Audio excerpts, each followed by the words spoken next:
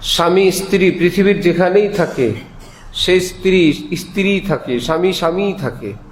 এমন না যে শুধু ঘরে আসলে আমরা স্বামী স্ত্রীর পরিচয়, আমরা যখন ভিন্ন হই আমরা একে অপরের স্বামী স্ত্রী লাগি না। এমন কোনো স্বামী স্ত্রী পৃথিবীতে নাই। যেখানেই থাকে স্ত্রী মনে করে সে আমার স্বামী, স্বামী মনে করে সে আমার স্ত্রী। দোনো জানিব সে ইশারে হো চুকে, হাম তুমহারে তুম হামারে হো চুকে। উভয় উভয়কে আপন জানবে, আপন মনে করবে। বান্দা যেখানেই থাকে, যে হালেই থাকে, যে দস্ত বাকার দিল বা ইয়ার। বুজুর্গানে দিন বলতেন, হাত তো ব্যস্ত পৃথিবীর কাজ নিয়ে, দিল আল্লাহর কাজে মশগুল, আল্লাহর স্মরণে মশগুল, অন্তর আল্লাহর থেকে গাফেল হয় না।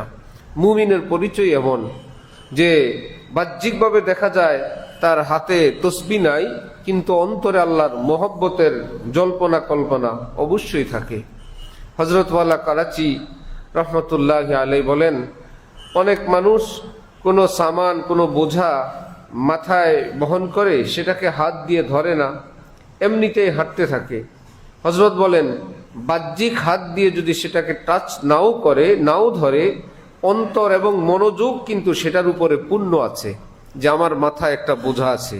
দূর থেকে দেখলে দেখা যাবে হাত লাগায় নাই, কিন্তু এই বলে সেই কিন্তু গাফেল না, বেখবর না যে অন্যান্যদের মতো আমার মাথায় একটা বোঝা আছে। আমার উঁচু নিচু ডান বা মোচড় সব কিছুর চলার ক্ষেত্রে ওই কথা তার মাথায় থাকে।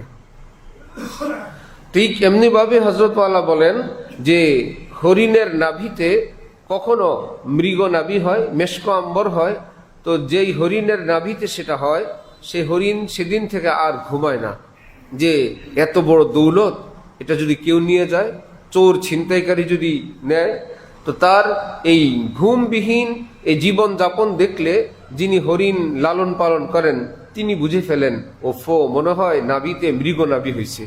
তো হাত দিয়ে দেখে সত্যি সত্যি তার নাভিতে মৃগ নাভি, অনেক দামি জিনিস সেটা হয়ে গেছে। হরিণের কাছে তার মৃগ নাভির যদি এত দাম থাকে, আগের জীবন সে ভুলে যায়, আমার এখন মৃগ নাভি আসছে, আমি আগের মতন আর গাফেল থাকলে হবে না, কেউ নিয়ে যাবে। সারা পৃথিবীর আসমান জমিনের চেয়ে দামি ঈমান কারো বুকে আল্লাহ পাক দিলে ঈমানদারের উচিত যে আমি এখন কাফের মুশরিক না, আমি বেঈমান না, আল্লাহ আমার বুকে ঈমান দান করছেন, আমার এত বড় দৌলতের হেফাজত করা লাগবে।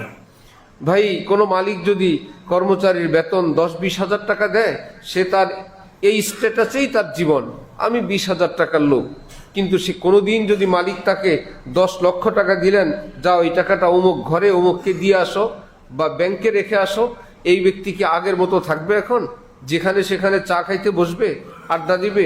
সে মনে করবে না, আমি কম দামি কর্মচারী হতে পারি, আমার কাছে মালিকের দামি জিনিস আছে, চোর ছিনতাইকারী নিতে না পারে, ওটার সেফটির জন্য এখন তার চলার ভঙ্গি পরিবর্তন হয়ে যায়, যে আমার কাছে দামি সম্পদ আছে।